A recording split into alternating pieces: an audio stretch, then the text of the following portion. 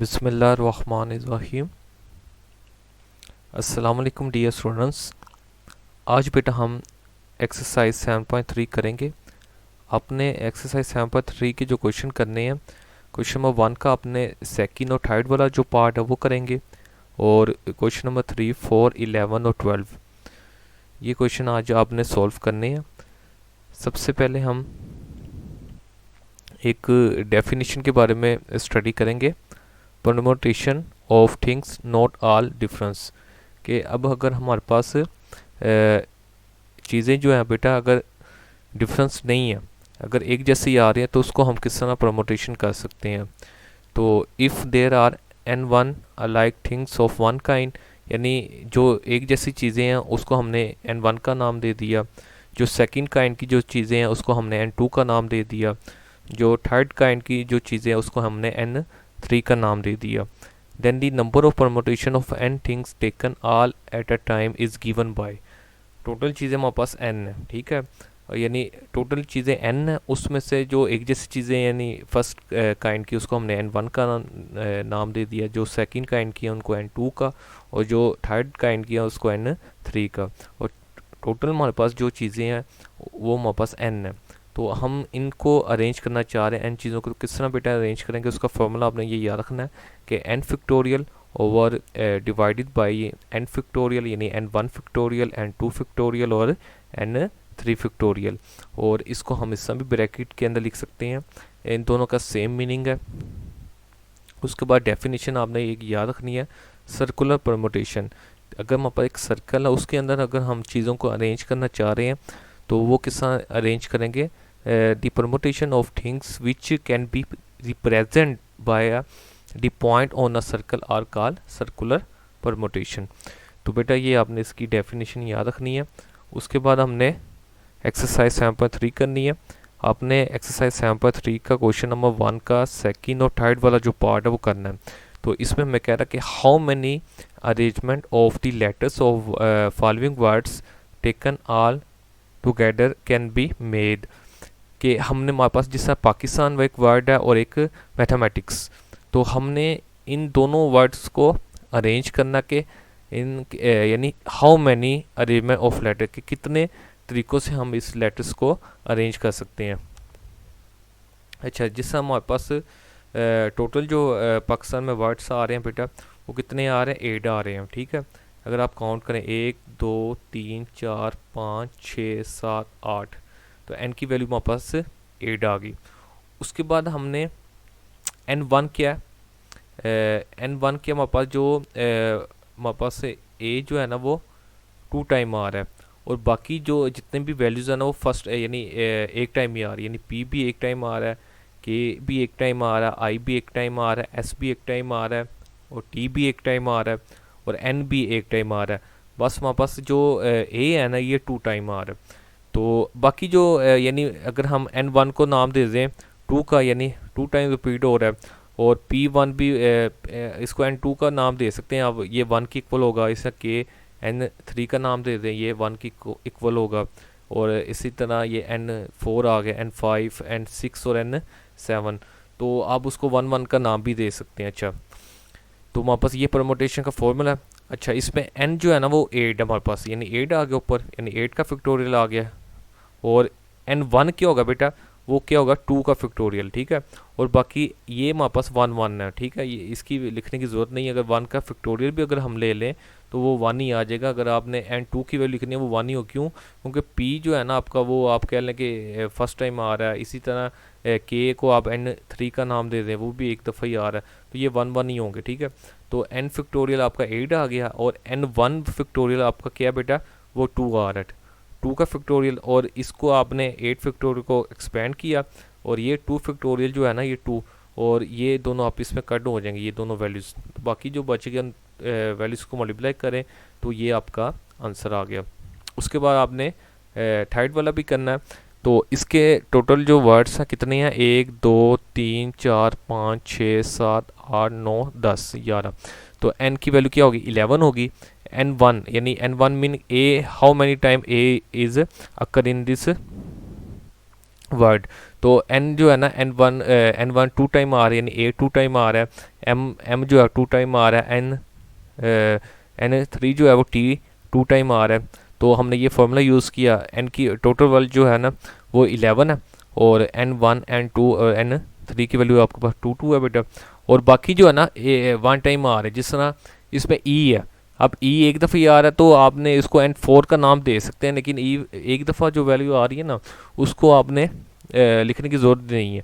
जिस तरह अगर दो या दो से ज़्यादा आ रही है ना उसको आपने एन टू एन थ्री और एन फोर का नाम देना है, जो एक टाइम ही आ रही है उसको ज़रूरत नहीं है। तो बेटा हमने ये फार्मूला यूज़ किया, इसमें वैल्यू पुट की, 11 का फैक्टोरियल ओपन करें और नीचे जो वैल्यूज़ आ रही है उस पर डिवाइड करें, तो ये आपका आंसर आ जाएगा। उसके बाद हमने क्वेश्चन नंबर जो है ना थर्ड वाला करना है, सेकंड वाला आपके सिलेबस में नहीं है।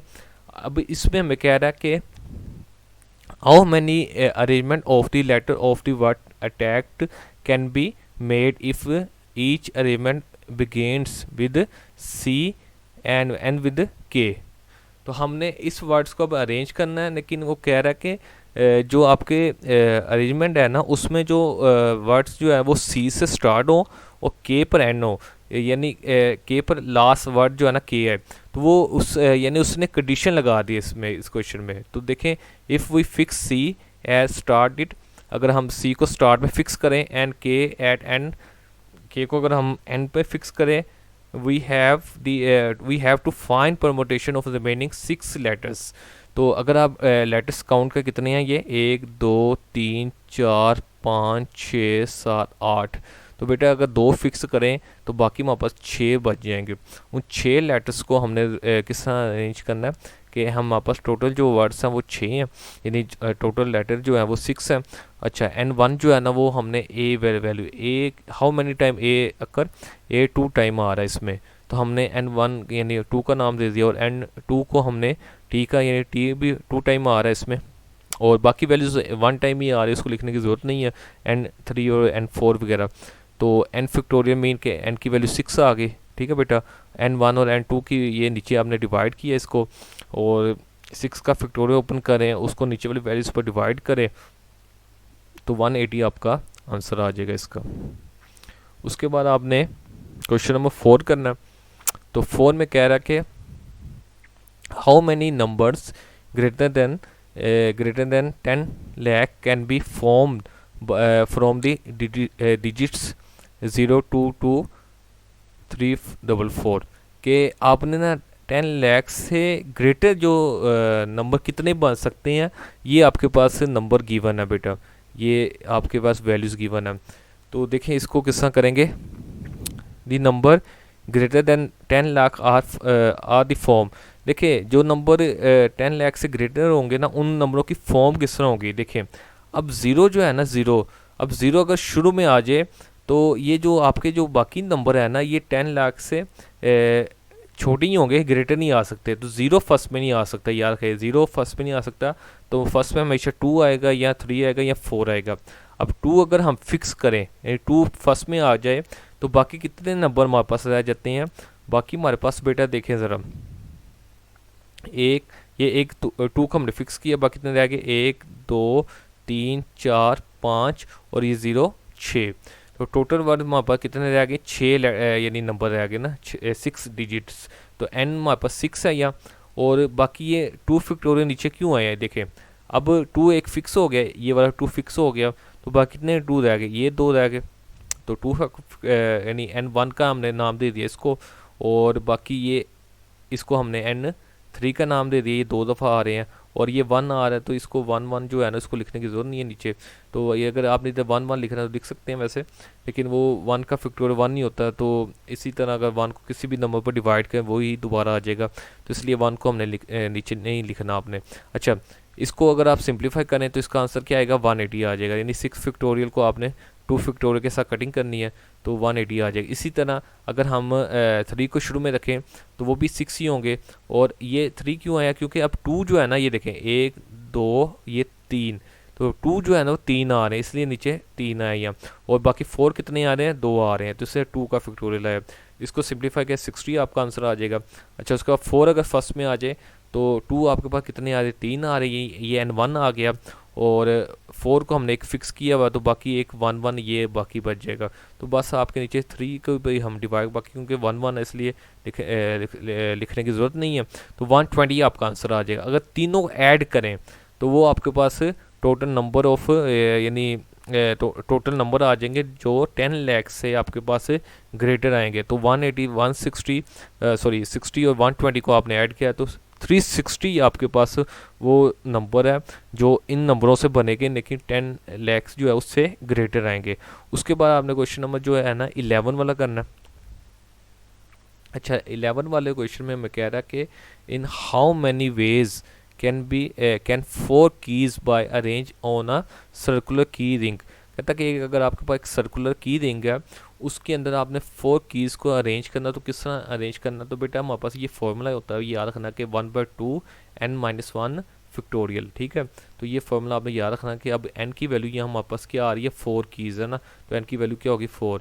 तो the number of keys are 4, the number of ways in which 4 keys can be arranged in a circular key ring, तो 1/2 और n-1 क्या होगा 4-1 क्या होगा 3 का फैक्टोरियल, और 3 के फैक्टोरियल को अगर आप 2 पर डिवाइड करें तो 3 आपका आंसर आ जाएगा। इन 3 तरीक़ों से हम उसको अरेंज कर सकते हैं। और क्वेश्चन नंबर 12 भी करना है, इसमें कह रहा है कि how many necklace can be made from the 6 beads of different colour, कि आपने यानी एक हार आपके पास उसको आपने 6 आपके पास यानी मोटी आप कह लें कि आपके पास वो है उसको आपने एक सर्कुलर यानी रिंग में आपने उसको अरेंज करना है। तो आपके पास टोटल बीट्स कितने हैं 6 है, तो आपके पास फॉर्मूला ये है 6 यानी 6 - 1 1/2, तो 6 - 1 क्या होगा 5 का फैक्टोरियल, 5 के फैक्टोरियल को 2 पर डिवाइड करें तो 60 आपके पास बेटा आंसर आ जाएगा। ये आपने इसको सिंप्लीफाई करना है। ठीक है, तो 5 का फैक्टोरियल आपको पता ही है कि 5 4 3 2 1 को मल्टीप्लाई करना हमने, उसको 2 पर डिवाइड करें तो 60 आपके पास आंसर आ जाएगा इस क्वेश्चन का।